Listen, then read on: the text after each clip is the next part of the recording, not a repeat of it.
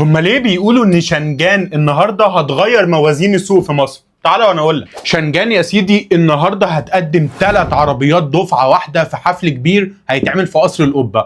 ال3 عربيات دول 2 منهم جداد اول مره نشوفهم، وواحده منهم كانت عندنا وهتتجمع محلي فهتنزل بسعر ارخص. العربيتين يا سيدي اللي اول مره يتقدموا هيبقوا شنجان ايدو بلس، ودي عربيه سيدان هتبقى في رينج المليون مليون وحته. والعربيه الثانيه بقى حكايه، الشنجان يوني في، ودي الوحش الرياضي بتاع فئه اليوني من شنجان. عربيه حلوه قوي قوي، تصميمها رائع، وهتنزل هتكسر الدنيا، هتنافس وتعلي على عربيات زي MG7 وهتبقى اقل منها كمان في التسعير. العربيتين دول هيغيروا سوق السيدان عندنا في مصر. طيب خلاص على كده؟ لا، العربيه الثالثه اللي هتتقدم هي شنجان CS55، هتتقدم مجمعه محلي، والعربيه دي ثابته مريحه، عربيه حلوه قوي، بتقدم باكج كده رائع. العربيه شكلها كويس، العربيه دي يعني انا متوقع انها هتتقدم بسعر كويس جدا جدا، وساعتها هتنافس بشده. واللي موجودين في الخليج عارفين العربيه دي منتشره ازاي وموجوده هناك،